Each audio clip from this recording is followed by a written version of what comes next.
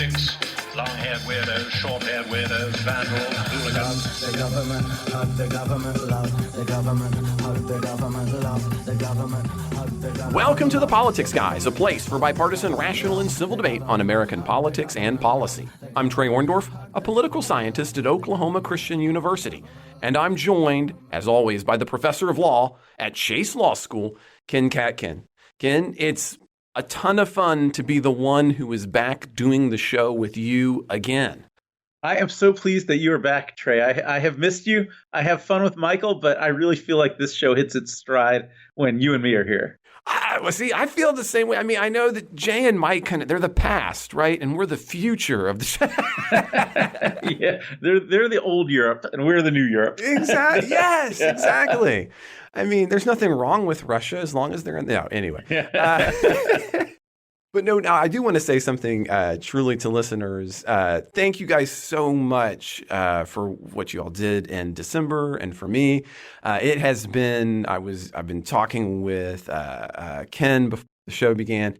It was a rough.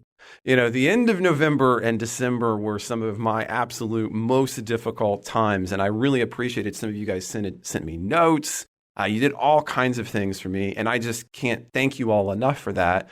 I was very happy to not be doing the show. When you're in and out of the hospital and you're doing all that kind of stuff, it's hard to think about anything else when you're in a lot of pain. But it's wonderful to be able to sit here and be returning to the Politics Guys. And if all goes well, we'll have. I won't have to be disappearing for a few months.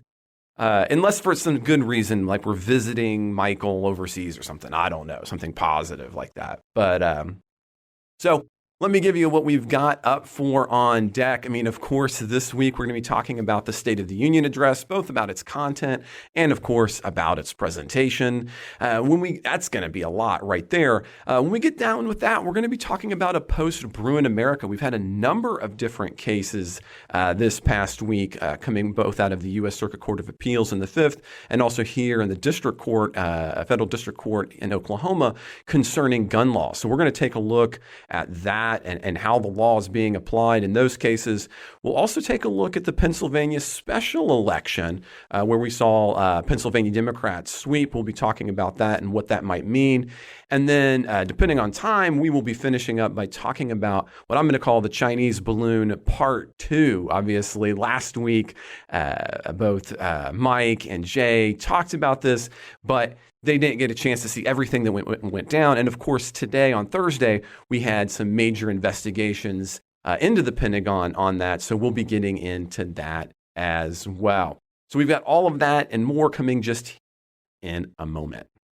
Okay, so Ken, first up, the biggest news, of course, of the week is the State of the Union address, both in terms of its content and in terms of the theatrics, right? Which I think we actually got to last go round be the Politics Guys hosts that dealt with the last State of the Union address.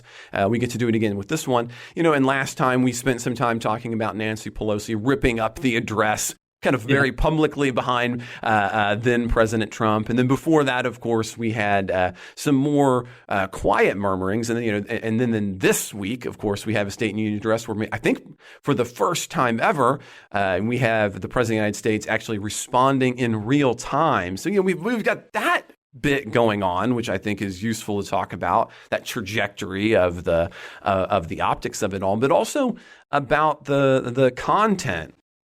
So I kind of thought maybe, Ken, we'd start with talking about content, and then we talk about theatrics and what that might mean.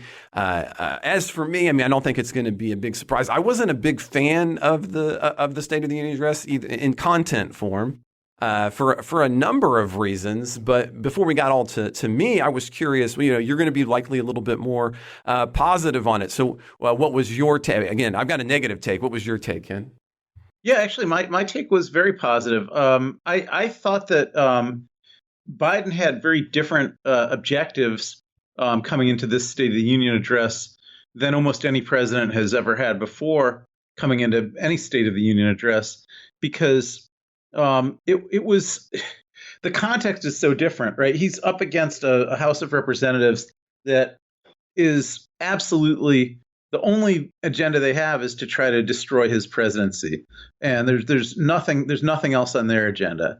And so he's got to figure out, how to use this speech as a way to neutralize some of that. And I think looked at from that perspective, he did an excellent job because, for instance, there'd been all this brinksmanship. We're still hearing a lot of brinksmanship about, that the some Republicans want to not raise the debt ceiling and crash the full faith and credit of the United States government for the first time in history. And I think there's a segment of the Republican Congress members who want to do that just because that's what they want to do, not because they have not as a negotiating chip, or not because they have some substantive agenda that they're trying to bargain for, but just because they actually want to wreak havoc on the country and ruin the Biden presidency that way. But rhetorically, they never say that. Rhetorically, they always say it's about forcing spending cuts. And so I think that the biggest thing he accomplished was, he addressed head on, whether they're going to force spending cuts in Medicare and Social Security. And he got every one of them to stand up and say that they wouldn't do that. And so I think that takes the primary rhetorical chip away from the Republicans, and really accomplished a significant step towards preventing a debt crisis. So I'd say that was the number one most significant thing that happened in the speech. I'll say more, but I want to first give you a chance to respond to that. Sure. I mean, the problem, of course, is that he outright lies a number of times because he wants to be able to put his presidency in a positive economic light. And while the rhetorical device you talked about is a fine and good one in the sense of maybe winning him points, it certainly doesn't fit with his narrative of earlier on in the debt where, look, we're fixing debt problems and Republicans are creating debt problems, which is also not true or even consistent with what he's earlier in his career said. So for example, he argues that inflation has fallen every month last 6 months while take-home pay has gone up, end quote. But of course, that's not exactly true. Specifically, for example, we recognize that take-home pay has not gone up. It is actually not kept up with inflation over even the last 8 months. So there was a number of things like that, which were the top culprit. And of course, he wants to place that blame out on Biden, Trump does, onto Trump, Biden does. So, for example, and I was laughing about this, right? He argues, hey, who should be worried about when it comes to racking up the national debt? I mentioned this, last go round when we were talking about spending. Who's the culprit? Donald Trump. And of course he is, but not without his willing participants, the Democrats, because the majority of the trillions of dollars of accumulated debt were due to coronavirus relief packages, and those were bipartisan packages. So he takes all these easy and stupid shots to set up basically maybe that moment. So yay, I don't know, but on a deeper content level, like what he's proposing here is either half truths moving forward to trying to attack Republicans. Yeah, well, he had to attack Republicans. I don't think there's any purpose in doing anything other than attacking Republicans because he's in a context where, again, that's the only thing that the Republicans, their only agenda is to try to make him a failed president. There's no substantive issues that he could be working with them on. But I actually don't. I do want to respond to some of the things you said. It's true that he was spinning some of those numbers a bit. But I think you used the word outright lie, and nothing that he said was an outright lie. The take-home pay has gone up is an outright lie. Well, it depends on the time frame. He says the last 6 months, and in the last 6 months, it has not gone up. In inflationary terms, it has gone down. Like that's there's nothing.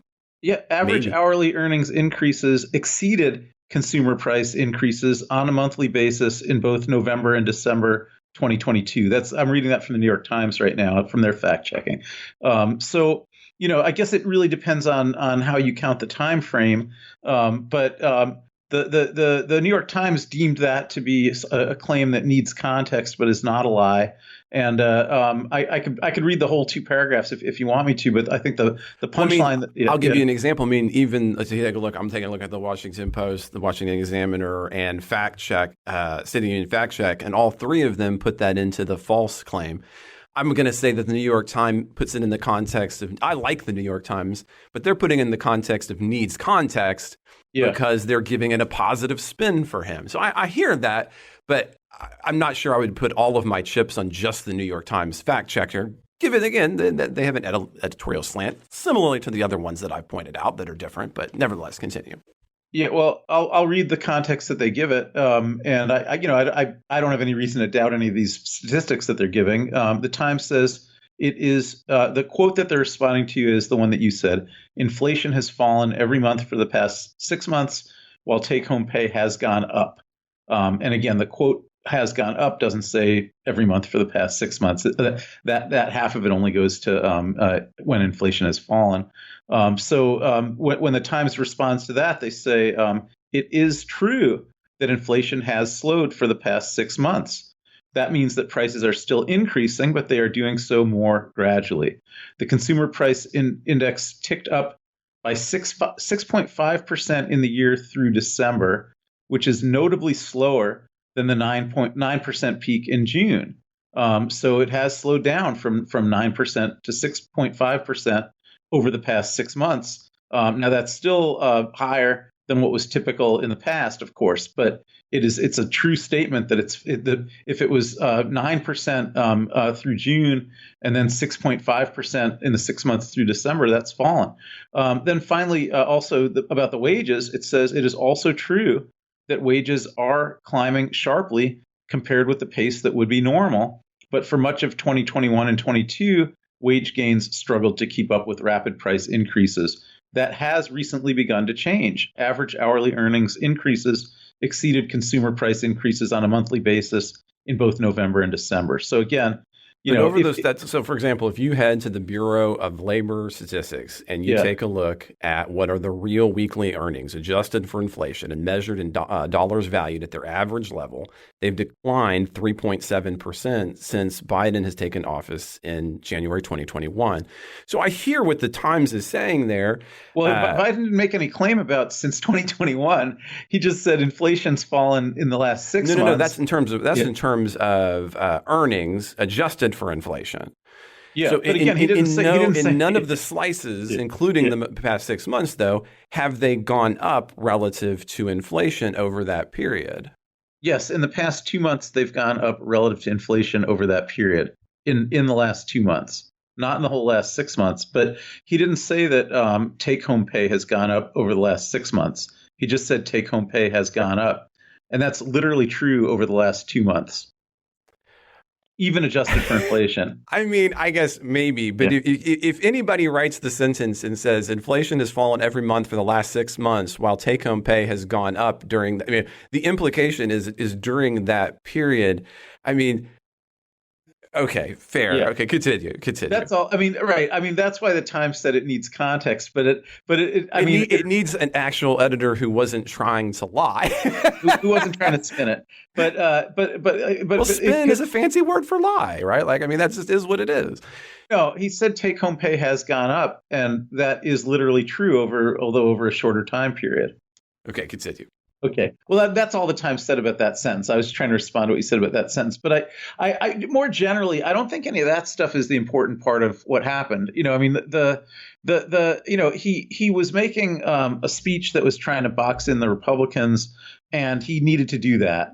I think he just needed to do that. That he's in a context where he's going to have to be on offense all the time, or he has no chance of having a successful presidency. And so he was, he's responding to a unique context. I mean, there he was, like, facing like hecklers who were screaming and calling him a liar, even on things that he was telling the absolute truth about and that none of these newspapers would contest. And so when he's up against an audience like that has no interest in having a reasonable, reasoned conversation, then the only thing he should be trying to be accomplishing is putting them into boxes and putting them on the defense. And I think he did a good job of that. Maybe now. I mean, I'm not going to disagree, and that gets into the theatrics of it. I mean, the answer though is that at this juncture there isn't those kinds of dialogues or acceptances of the State of the Union address. And again, I mean, just go back to last year when the shoes were reversed. Right? Pelosi wanted to be back there with her scowl, and she wanted her moment on the limelight, tearing up his address. And Republicans now are ramping that up one bit more this time, and they're going to continue to ramp up on each other one bit at a time. I guess my problem though is to say that at some level, and we talked about, and I gave him a lot of credit for. Let's see, how long ago would have been his sometimes deemed ominous red speech? Although I actually kind of liked it. Mm-hmm. Wait, I can't remember when that was though. Now, Ken. I can't remember which year it was either. It was either when he first took office or it was a year later. I can't remember. And one of the things that he got attacked for in that speech was that it was too partisan, that he was coming out too hard against Republicans. But I actually took a positive view of that speech because I thought that was the right context for it. But I get what you're saying strategically about the need to potentially box in your opponents, but he's just boxing them as a move in the State of the Union address. Like that's not the device for the State of the Union address.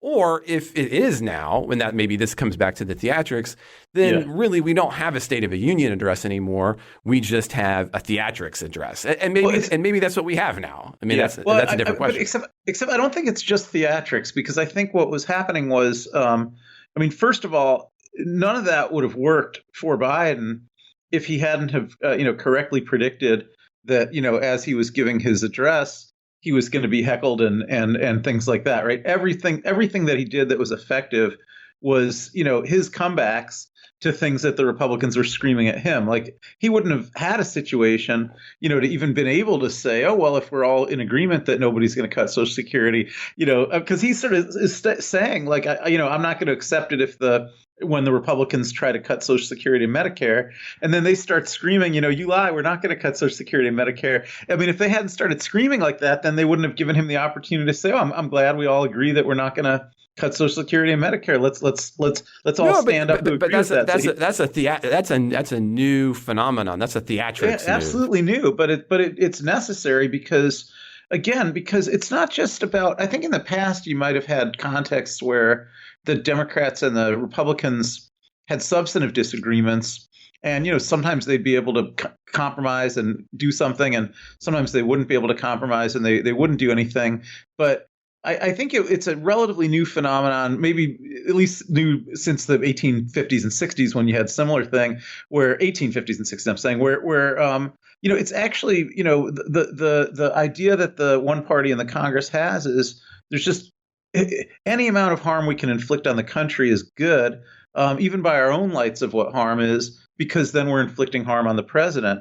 And so I think if that's the context that he's working in, he really needs to use any opportunity he has for public engagement with the opposition to highlight that that's what they're up to. And the State of the Union is one of the only opportunities that the president has where he can be in the same room, with the congressional Republicans on camera while the public is watching, and use that opportunity to box them in. And so I think effectively the big thing he does then, Ken, is so he boxes them in on the third rail of American politics, which is we can't ever cut spending, and there we are. But that piece of it is great, but it doesn't vibe with the rest of his speech, in part, which is he is specifically calling out too much debt, all Donald Trump's fault.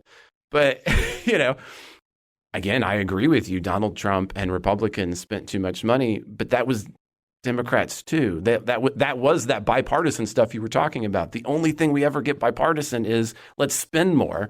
His box in is effectively to say, well, here's this one thing where we won't cut it. No, that just doesn't seem like a big State of the Union win to me. Well, I mean, he addressed deficit issues, and again, I don't think his major issue is that he's a deficit hawk, but I think he did address them in two ways. Like, he first of all, pointed out that deficits grew every year under Trump and they shrunk every year under him. And I hear what you're saying about the growth under Trump being bipartisan with respect to the COVID relief bills. I get that. But I think he did, first of all, say that, that's been reversed. Like the deficits are shrinking every year now. And also that he would shrink them even more, primarily through both increases in tax enforcement and increases in tax rates on corporations and on individuals over 400,000. And so that's a way of addressing the deficit. It's not, the way that the Republicans want to address the deficit, but it's not like he didn't talk about how he would address deficit spending. But, even I hear that. But so to come back to where he boxed them in, here's another Biden who said, quote, we newer liberal Democrats are rejecting the theory of our more senior colleagues, which was that if you spend enough money, you can solve any problem, end quote. What is he going to do about it? Well, that new Biden is going to have a federal budget where we're going to, quote, it took this country 185 years to reach an annual expenditure from the federal budget of $1 billion. He goes on to say just 9 years later, we had reached $200 billion. And after 4 more years, we have exceeded $300 billion. And what does he want to do as a result of that? Young Biden says, well, we have to look at where spending is, including in, well, you guessed it, Social Security and Medicaid. Yeah. So, what, again, I say is he's boxed them in. When? But are they fundamentally wrong? Is old Biden fundamentally wrong? Well, I let me try to separate what I think are two very separate issues, but maybe you don't agree that these are separate issues. Maybe. But, I'm not even sure what they are. So the two issues are going to be, the fiscal security of Social Security and Medicare on the one hand, and the debt ceiling crisis on the other hand. And so I think they're completely separate issues, right? So I think that when the Republicans are saying, were before the State of the Union address saying, we're going to force cuts in Medicare and Social Security in order to agree to raise the debt limit, that what they don't care about at all is forcing any cuts in Social Security or Medicare. That they don't want to do that. They're just saying that so that they can have a fig leaf over doing what they really want to do, which is just throwing the whole country into fiscal and economic crisis by not raising the debt ceiling. And so they're trying to find something that they can say they want, just based on it being any random thing that they know that Biden won't agree to, so that they then, when he doesn't agree to it, can say, well, it's his fault and this whole crisis is his fault. So that the true agenda is to not lift the debt ceiling and to cause the U.S. to default on its debt. So that's a valid point, and because you had two pieces of it, so I want to respond a little bit. Part of the problem, and this is sometimes where we have a little bit more than a little bit of a difference when we're analyzing, say, Supreme Court decisions. You see Republicans, I think in this case, we're talking about lawmakers, right? You see Republican lawmakers as being almost a uniform lockstep whole. And a lot of times your theory of therefore how they're going to behave and move assumes that there is a complete unification among them on those issues.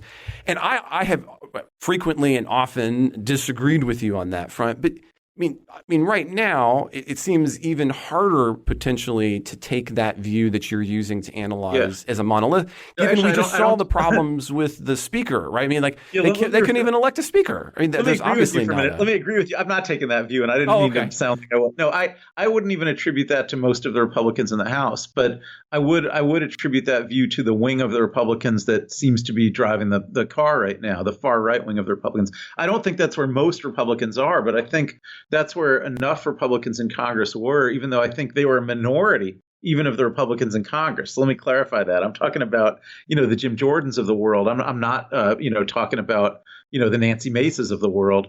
And but I think there's enough of them that, they could have, if they wouldn't have gone along with raising the debt ceiling, then the debt ceiling couldn't have been raised. So they could have forced that. I mean, with the thin majorities that McCarthy has to work with, if there's 10, 15, 20 Republican Congress members who are of the view that they just simply do want to cause a debt default, and that none of the so-called negotiating chips are what they're really after. I'm not attributing that at all to the majority of Republicans, but I'm attributing it to the group of Republicans that can wield that kind of power. And that's what I'm saying is a different issue than if there's also a separate issue that Social Security or Medicare are fiscally unsound footing, then I'm for addressing that. I don't think it has to be addressed through cuts.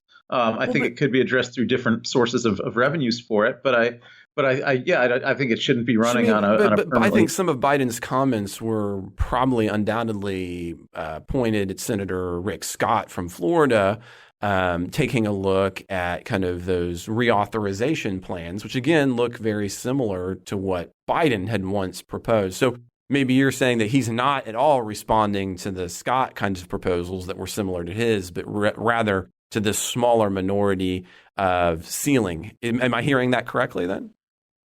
Yes, I think exactly. That's what I think, because I think there's two different groups of Republicans and really two different issues. There's some Republicans who actually do care. They want to cut Social Security and Medicare spending. That's their issue. And, they might try to do that through whatever means, or ways that they can get that done. There's others who don't care about that. What they care about is they want to create chaos and destroy Biden's presidency. And, there is a little bit of overlap because, one of the points of overlap between those two wings of the Republicans is, if you threaten Biden, well, we're gonna crash the economy by not raising the debt ceiling unless you agree to cuts in Medicare and Social Security. Well, then that's something that appeals to both those two different wings of the Republicans. But I think that fundamentally those are different wings of the Republicans. I don't know that Tim Scott wants to be, Rick Scott wants to be an agent. Yeah, Rick Scott. I don't know that he wants to be an agent of chaos who just destroys the government. I think he really does want to, get rid of Social Security and Medicare.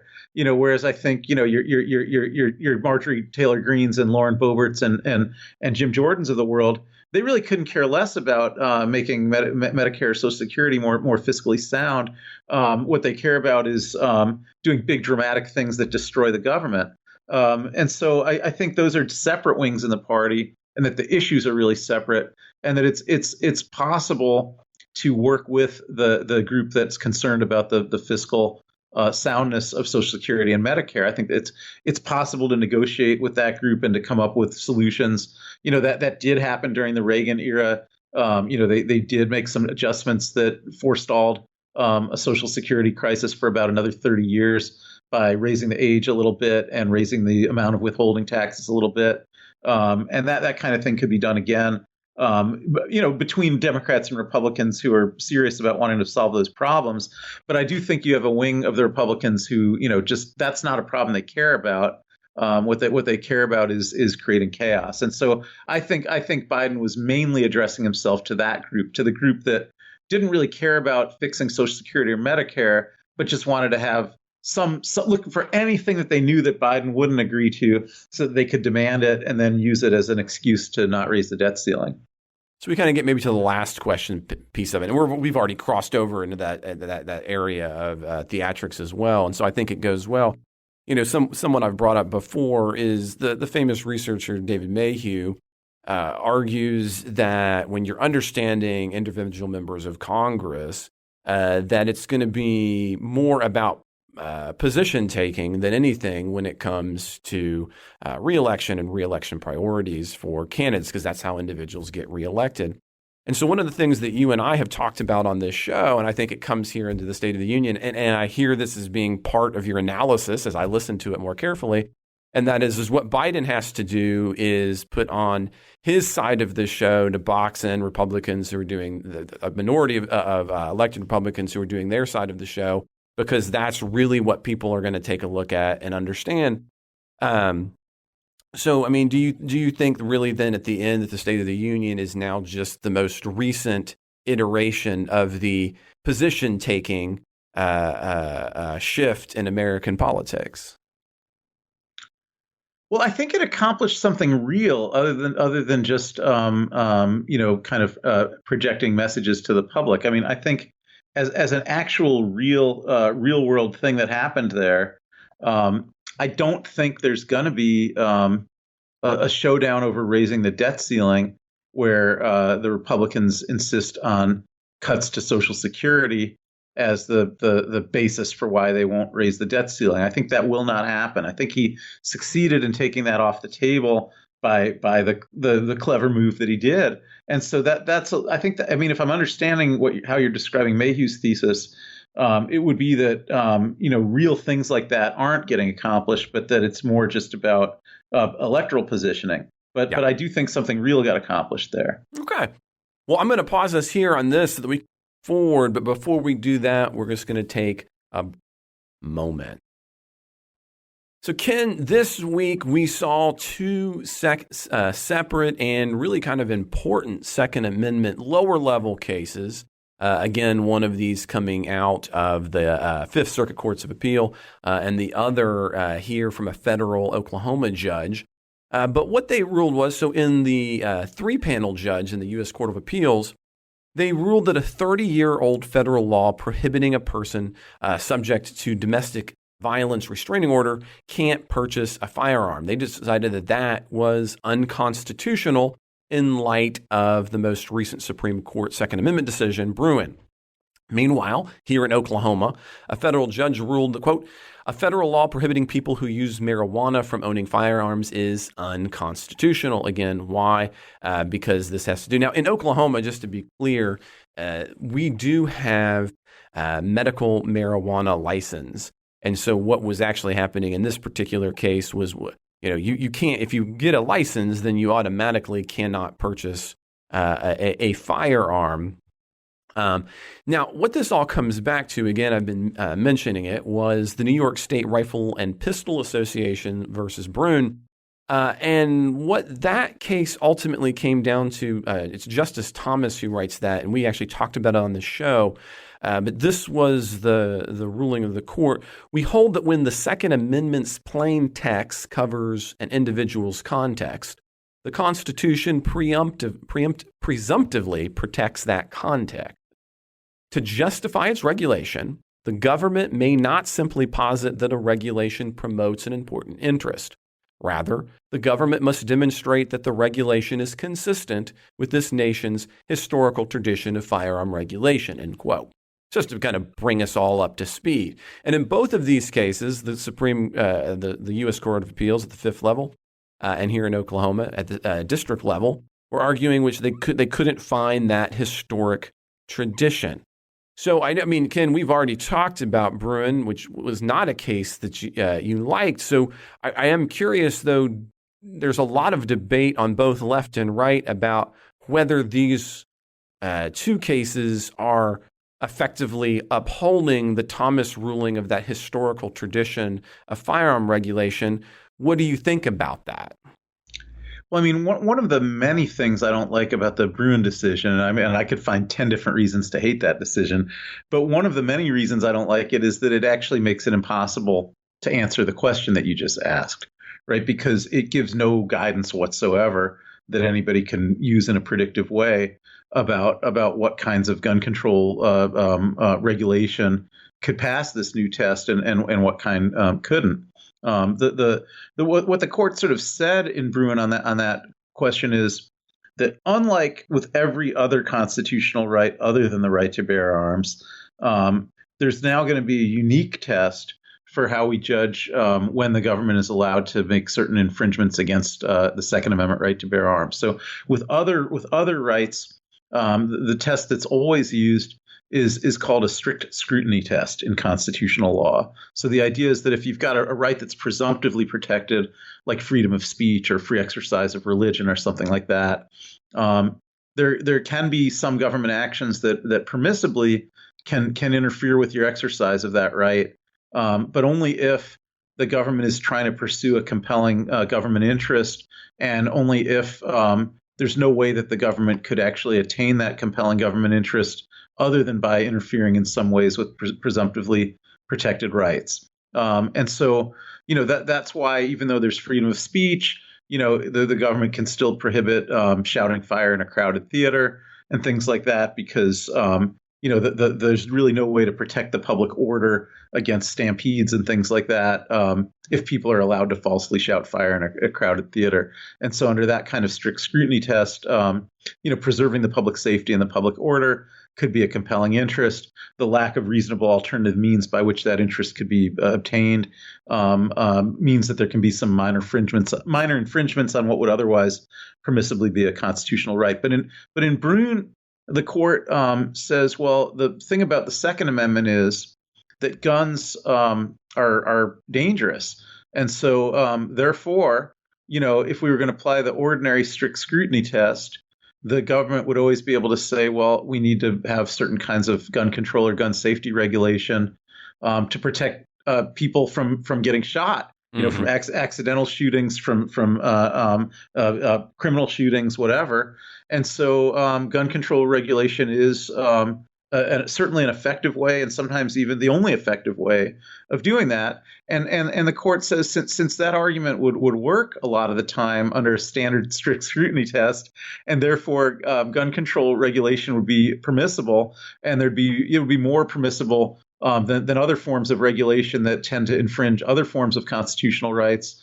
We're just not going to use that test. And so what the court says instead is it's going to use this different test. And this is really where your question started, where instead of worrying about what the government's interests are, or whether the government's interests are compelling, whether there's other means that the government could achieve its compelling interests without infringing the rights that the court has recognized, they say, no, the only thing we're going to look at is whether the type of regulation that the government is engaging in now would be analogous to types of regulation that governments engaged in around the time of the framing of the Second Amendment. And there's a little bit of debate in the opinions about what is the relevant time frame. Is it the time of the Second Amendment, or is it the time of the 14th Amendment? Because it's the 14th Amendment made the Second Amendment rights applicable against state and local law.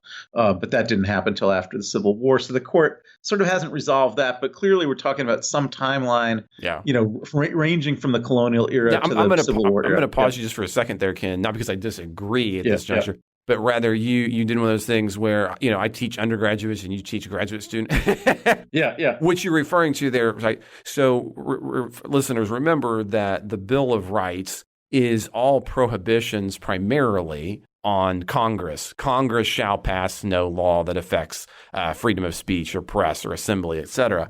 And then what Ken is talking about there is what's called incorporation, which is at post the passage of the 14th Amendment, the Supreme Court kind of painfully and slowly says, well, there are certain rights that are so fundamental to freedom in the terms of the 14th that you have to apply them not just to Congress, but to states. And so that's where you're incorporating rights to not only apply to their originally intended target, which was Congress, but to also all state legislatures. And so that's what when he's talking about, well, the 14th makes it apply, he's meaning the Second Amendment at that juncture will then, post the 14th Amendment, become incorporated and therefore apply to states. I just wanted to, again, having answered that question a lot from students, I figured I'd just help a little bit. There you go.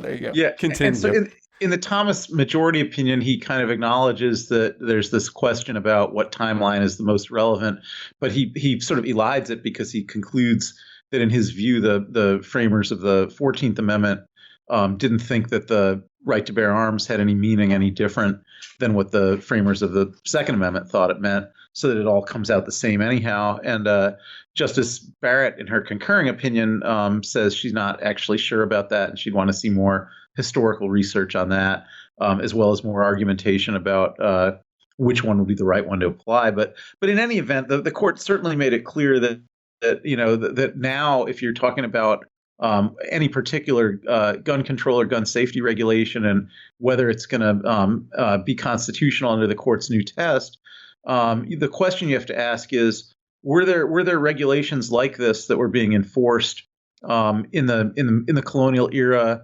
in the early 19th century, or perhaps in the period around the Civil War? And that there's no way to answer those questions on any specific set of regulations, because these are, first of all, these are analogies that have to be made. The laws wouldn't be the same. They didn't have the kinds of guns that we have.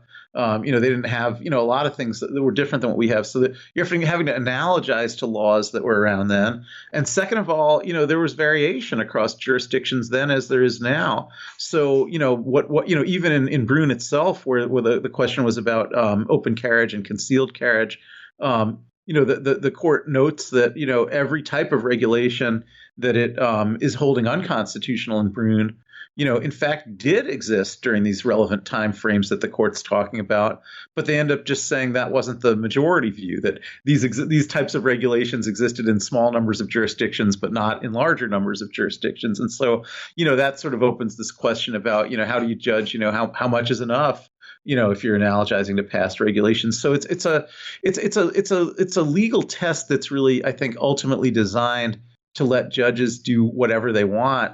And that means there's really no way to say whether these Fifth Circuit judges or this Oklahoma judge had it right or wrong when they applied the test from Bruen, because the Bruen test is sort of crafted in a way to make it impossible to say whether they're applying it right or wrong. So now oftentimes in constitutional law, you kind of get these early decisions that are then get more clarifying in future decisions. Do you think, perhaps especially this one from the Fifth Circuit on domestic violence restraining orders, do you see a future Supreme Court case here? Again, I'm not a constitutional law scholar, but at the level that I do it, you see the court lays out some rule that can sometimes be a little bit more than a little bit inscrutable, but then follows it up with additional cases that then kind of flesh it out. Do you think that's what we might see here with the Fifth Circuit ruling? I think we should see that, but I don't think we will see that. I mean, I think the court actually has an obligation to do what you just said, because they've created a rule that, nobody knows what it means, and it really cries out for more interpretation. But, consistent with my usual theme that we have a very corrupt contemporary court, I think that that's just what they want, that they just want to, make a rule like that nobody knows what it means and just leave it at that. Because then, as these lower court judges, there's going to be some lower court judges who are going to certainly sustain some gun control regulation. But what I think is, that there's always going to be other decisions like the ones that came down this week from judges that really, take this doctrine as far as it goes and strike down, I think, extremely reasonable gun control regulation. And, in this case, the guy who won his Fifth Circuit case not only had domestic violence restraining orders against him, but he'd shot his gun in illegal ways like 5 times in the month before they took it away from him, and the court still said that they can't take the gun away from this guy, and I think that the U.S. Supreme Court that decided that case, the majority is happy to see holdings like that coming out of courts like the Fifth Circuit, and they're also happy not to have their fingerprints on it, and so I think they're just not going to take these cases. So one last thing on this before we need to move forward, and that is in the Oklahoma case, we've addressed this in the show a bunch as well, and I've seen this here, is there continues to appear to be a grading at all kinds of levels between state marijuana policies and federal regulations of marijuana policies. And this one seems maybe a little bit more complicated in that light, because we have this question of, well, how do we regulate and deal with marijuana? And Weirick, the judge here in Oklahoma, basically says, well, look, he says the problem is marijuana can be bought legally at more than 2,000 stores in our state, which is a true story. Do you think that cases like this, even in, obviously you don't think that the Second Amendment side is going to come up, but do you think that there's going to be a point where there has to be some marijuana policy changes? I mean, that was something else that Biden early on had suggested was something that was important to him and has just kind of died. Or do you think that's just all just kind of dead on the vine? Well, I think there's going to be a lot of legislative gridlock in the Congress.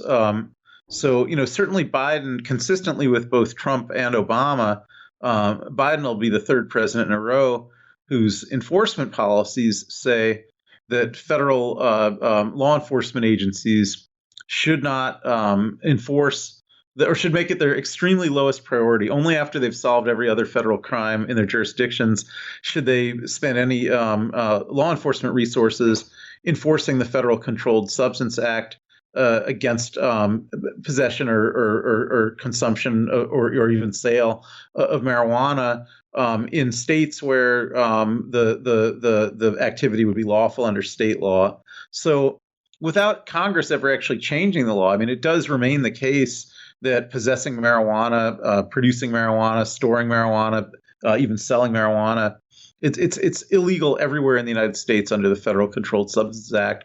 But we have a Justice Department that, since the Obama era and unbroken during the Trump era, although Jeff Sessions tried to get Trump to change his mind about this, but he failed. There's no enforcement there by the federal government of those federal laws. And I feel like that, because of that, even though some future president could reinstate that enforcement, getting Congress to change these laws is not a super high priority for any interest group right now, because the laws aren't being enforced anyhow. And it's such a heavy lift to get Congress to do anything that I would say Congress isn't going to do it. But I do think we'll continue to see a trend towards liberalization in more and more states. And I think, one of the corollaries with the federal law enforcement is that even though I don't think any president has actually given an executive order saying not to enforce against marijuana in those states where marijuana is still illegal, even under state law, I think actually the Justice Department is really slowing that down a lot too, and they might completely stop doing that as well and just leave it to state and local authorities in states where marijuana is still illegal to enforce it. So we have a pretty large de facto decriminalization at the federal level, just without Congress going through the formalities of it. Okay, so I want to move us forward so that we can get at least to one more of our issues, and that is the Pennsylvania special election, which I know this is something you're going to be excited about because I think it probably shows that there was lasting power to the disappointing midterms for Republicans. But what happened was Pennsylvania Democrats this week have swept 3 state House special elections, which gives them control of the Pennsylvania House. Now, after the general election, there was a little bit of question about how this was going to go down because you had 2 individuals retiring, you had somebody who was dead. But this gives the Dems a majority, albeit a tiny majority of 102 to 101. That is the first time they have held the Pennsylvania House in over a decade. But as a result of that kind of contested nature early on, since, again, we were within the margin beforehand, Republicans had joined Democrats to elect their speaker and other positions. So there's questions remaining, what will happen with all of that? And of course, also the questions, this was some pretty big wins. So in the 32nd district, you have Joe McAndrew who wins.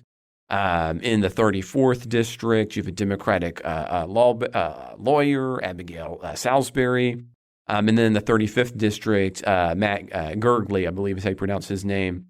Again, shifting power where Republicans in the 35th at least had held in the past. So one possibility here is this is just another example of Pennsylvania as a state either shifting or perhaps larger macro trends towards Democrats. Again, Pennsylvania has moved to a Democratic governor and likewise in the special election won their U.S. Senate seat. So what's your takeaway from these 3 special elections and a tight House, but yet for the first time in a decade in Democratic hands? Yeah, well, I felt it was going to go that way because the seats were all in Democratic districts, so it would have actually been an uphill lift for the Republicans to pick up any of those seats, and they didn't do it. But to me, one of the sort of most interesting aspects of the fact that there had to be these special elections and that there was this month-long window after the Democrats had won the November election and the legislature gets seated in January, where there's still a Republican majority in there. In fact, even though the Democrats took the majority at the election, because as you said, 3 of the Democrats who won their elections never showed up. 1 died, two went to statewide offices. I think there's died even before he yeah, weirdly is overwhelmingly reelected, even though he's dead. Even though he's dead. And I think There's there's all actually kind of Democratic jokes there, though, Ken. I'm just right. Yeah, that's right. That's right. Well, so one thing that did happen in Pennsylvania, and something like it happened in Ohio, and this is a really fascinating thing because it almost happened in the U.S. Congress as well, is that the Dems had their candidate for who they were going to make Speaker of the legislature, and they'd won a majority in the elections, and they would have all voted for their own candidate to be the Speaker.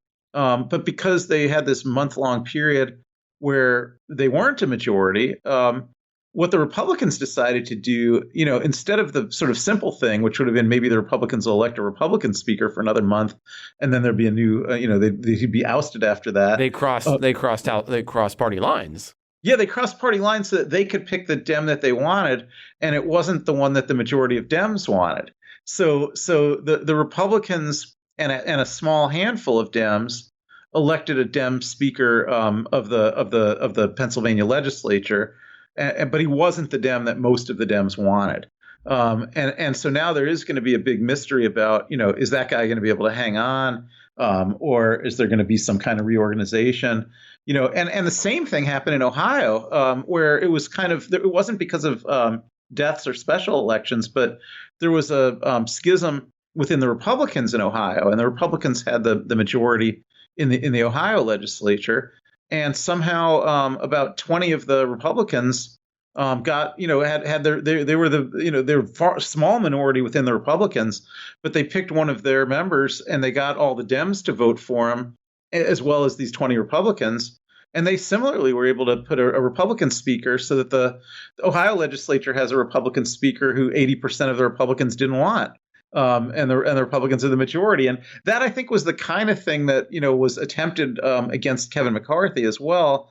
But there were no plausible other Republican contenders, I guess. So McCarthy managed to hang on. But, it would have been conceivable, I suppose, that if there was a group of, even 6 or 7 Republican members of Congress who wanted to pick amongst themselves who should be speaker, they could have got all the Dems to vote for him. And so I'm just that curious, kind of thing, though, because that does seem a little bit. I'm glad you brought that up. I mean, that does seem to potentially be the kind of bipartisan thing that you're talking about, right? I mean, in this case, you have some Democrats, and some Republicans agreeing on a speaker, but that's kind of what bipartisan looks like. Is you generally don't. So, I mean, maybe this is a good thing.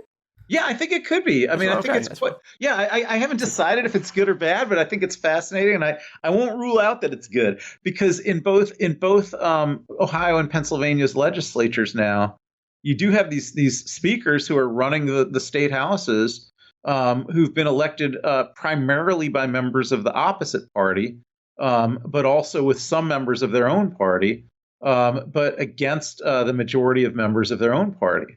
That's happening. It's happening in both those two states now. So I think the proof will be in the pudding. We'll find out what goes on in those legislatures and whether that's a model that works well. Okay, so we got 2 little things to finish up. So we're going to just give little tag-ons. One is last week, Mike and Jay were partially along through their weather balloon ride. And had conversations about what ought to happen or not happen, and both of them agreed that they thought that it was, the policy to that point had made sense, but they were hoping that they would eventually shoot it down. Well, then, of course, this past week, even after the Chinese continue to say that it was just a quote-unquote weather balloon to be blown off course, then it was time to move forward. So we did, in fact, end up shooting it down, but only after it had crossed over effectively the entire continental United States, and then some, because it actually comes up through Alaska. So we did shoot it down, which Jay, Mike, maybe you guys are happy, maybe you're not. I don't know. That's a good question. But then on Thursday, senators actually had a committee hearing where they grilled Defense Department officials on why they let it happen. And this was not a Republican attacking. This was a bipartisan attack. John Tester, for example, Senator John Tester, he was probably the most angry that I saw, saying, "quote I don't want a damn balloon going over the United States when we could have taken it down," end quote. So I'm just curious, what do you think either about the balloon just in a few minutes or the hearing on Thursday where both Republicans and Democrats had nothing positive to say about the response from defense? Yeah, I don't know, the sort of military or public safety considerations that went into the decision not to shoot it down as soon as possible, but to wait till I guess they thought there were some safety concerns about where it would land, and they waited till it was back over the water to shoot it down. That seems odd to me, but I have no knowledge of why, really why they would think that was the right thing to do, but they were able to shoot it down. They were able to recollect the parts from the ocean where they did shot it down, and I guess they did announce today that they've studied it and that this balloon definitely was capable of collecting some forms of electronic communications, and that it was part of a fleet of surveillance balloons directed by the Chinese military that have gone over more than 40 countries across 5 continents. So they sort of announced all that today. It seems like I it's a mystery to me. Like, why are the Chinese doing this? Is it because Yeah. is it because they think that they really can collect very useful information from these balloons that they couldn't collect from spy satellites and things like that? Is that why they're doing it? Is they're doing it because they want to test whether we'd even notice or not, or whether we'd be able to shoot it down? Is it because, as Marco Rubio says, they actually want us to notice and to just kind of, do this as a provocation? I don't know. I don't know. It is a puzzle to me. I'm sure that we have good spy satellite photography that can collect all the information from China, that these balloons were collecting from us, and we don't have to fly balloons to do that. But I don't know. I don't know. I mean, what do you think? Like, why do you think they even use these balloons? Well, I mean, the only really possibilities that seem to make sense is one, you're trying to kind of almost like a sibling. How far can I go, and what will your response be? So I could imagine that the real data collection question is, what's the United States' overall response to maybe assess how they might respond in more difficult circumstances? I'm looking at you, Taiwan, right? Like that kind of possibility. Then on the other hand, it could also be that, again, what got released on Thursday in terms of what was being collected, depending on the kinds of communications that were getting picked up, some of those might have been things that you might not have been able to get from a satellite. Now, this is getting to the edge of my technical knowledge, but it could have also just been a test to see, well, can we get some things that we can't with these satellites? But I'd have to know more to finally say what that is. But it certainly has to be recognized that it's going to be seen as provocative, which again makes me think there has to be something, like I said to start with here, in the sense of what will our response be has to be part of what that data collection is. That's all I can figure. That is the only thing to me that really makes, now that doesn't put the whole puzzle together. Maybe it's just a corner of the puzzle. But so why do you want to know what our response is going to be? But clearly clearly the Chinese want to know, how would we respond? Because there's no way we don't recognize it. And they had to know that there's no way we wouldn't recognize it. But everything about how we actually responded, was 100% predictable anyhow. I don't know what they learned. Like, when we noticed it, we decided to shoot it down, and then we shot it down. I mean, who could have thought that anything different would happen? And similarly, like, Anthony Blinken, canceled his trip to China over it. Right. Again, who could have thought that anything different would happen? I don't even know what they thought. How could those even be things that they could be learning something from? We just did the obvious things that we would do. No, and I'll be honest, that is probably part of what makes it most disconcerting for those of us who pay attention, which is when you can't always ascertain all of the motives, it makes you speculate into bad motives, right? Because where else do you go? Yeah. What Right. positive motives are there? I don't know. Right. I mean, I can't figure out any motives. Like, if they were trying to see what we would do, I don't think they learned anything surprising. We did just the only things that anybody would do, in that situation. The only things the United States could have done. And and maybe they could have technologies that maybe they could use the balloon to listen in on cell phone calls and things like that. That would be harder to do from a satellite. I don't know, but I don't even know how useful that kind of stuff would be. Like, I just can't figure out. I mean, this is going to sound like I'm making a joke, and I sort of am, but you might be floating the balloon to say, well, we're not gathering anything useful on this go. But again, American cell towers, because of our differences with the Chinese, can't use that Chinese technology in the same way that other countries do. That includes Europe. So it could be just to say, well, how much of something? Again, I have no information that it's cell phones, and you were throwing that out there, but something like that to say, well, could we, even if all we get is a bunch of people chatting about uselessness, if we can intercept some of it, have we learned something about the protocol, something about the relationship between the phones or whatever to the towers, or between the towers to the satellite? That'd be my only other guess there, Ken. Yeah. I mean, I'm at a loss. Well, okay, so we probably need to finish up here, but I know one of the ways that we always finish up, and I haven't been able to do this for a while, though, is recommendations. Ken, is there something that you would like to recommend for listeners? Weirdly, last week, I don't know if you knew this, but Jay recommended ice climbing. So, it was like a lifestyle. So anything's on the table, Ken. Any recommendations? Oh my goodness. I haven't had a chance to do much reading or movie watching or anything like that the past month. I think I have to pass this. I forgot to think of one ahead of time, and I can't. Nothing's coming to mind right now. I've just been so busy the last few weeks. But I'll have to defer to you this time on that. That's fair. So on my side, as you might imagine, given the things that were going on recently, I haven't done my normal thing. So I actually watched a lot of television. And so a new show on Apple TV is Shrinking, which includes Harrison Ford. Let me just tell you, it's totally worth it if you haven't watched it already. Do you do any Apple TV stuff again? I now have it, but I've barely watched it. But actually, since you talked about TV, that reminded me I could include TV. I can recommend a TV show. Do it. Yeah. So there's a series that runs on PBS called Austin City Limits. It's a music show, and being that it is based in Austin, it's usually kind of country rock or mainstream rock. But this week, the current episode that's up now, so it's airing on PBS stations this week, and you could probably find it on any of the PBS streaming sites. The band that they had on Austin City Limits was a 1990s alternative rock band who are a favorite of mine called Pavement. And they really broke up in the 90s. And so this was like a reunion show for them. And I thought it was extremely good. I was really glad to watch Pavement performing on Austin City Limits. It's just a straight musical performance, though. So there's nothing else about it to see. So very different. I love it. So even when we both do television, we go different routes, which is perfect. Yeah. Well, Ken, it has been a lot of fun doing the show with you again after a hiatus.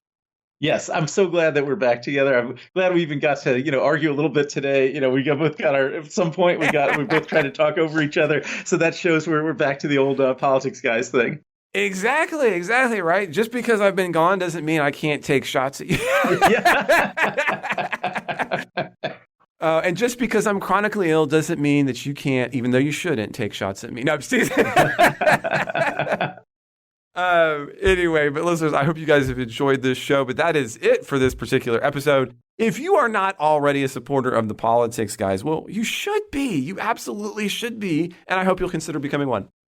Because without supporters, well, this wouldn't be happening. Bonus, you get all kind of goodies, right? So I think one of my favorites is the fact that you get an ad-free version of everything that we put out. Plus the full version of our Supportives exclusive midweek show, where we break away from the constraints of the news cycle and do all kinds of different kinds of things. As a matter of fact, one of the cool things that Ken and I had been doing before I had to take a hiatus was we were going through the Constitution in different ways. And I know that Ken, you and Mike had the opportunity to do a little bit of that. We're going to be coming back to Article 1, Section 8. So we'd love to have you there for that show.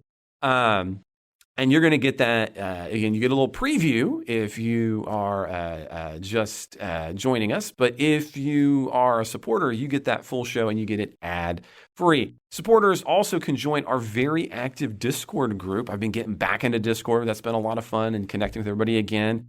It's kind of like coming back home.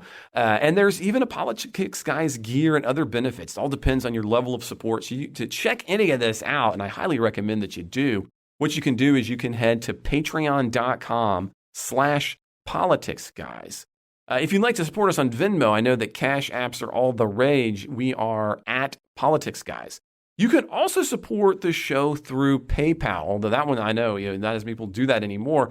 But if you want to do it any of those ways, you can also see all the different ways you can support the show by heading to our website, politicsguys.com/support, and see all of those different methods, be it Patreon, Venmo, or otherwise. Now, if you'd like to get the midweek supporters show, but you're not in a position financially to support it, one of the cool things that we do is, you can still do that. All you got to do is just reach out to Mike at politicsguys.com, and he can get you set up with that. So whether or not you're a supporter, we really would appreciate it if you would subscribe to the podcast, rate and review us on whatever podcast app that you're using right now. And of course, always share those with your friends on Facebook, Twitter, or other social media. If you've got a question, comment, correction, gripe, manifesto, or anything else you'd like us to know about, you can always hit us up at mail@politicsguys.com. We're also on Facebook and Twitter, as I've already mentioned, and you will find all of those links below in the show notes. The executive producers of the Politics Guys are Bruce Johnson, Wilma Moreno, Andra Masker, Daniel Toe, Ryan Beasley, and Don Oglesby. We'll be back with a new midweek supporter episode. See you then.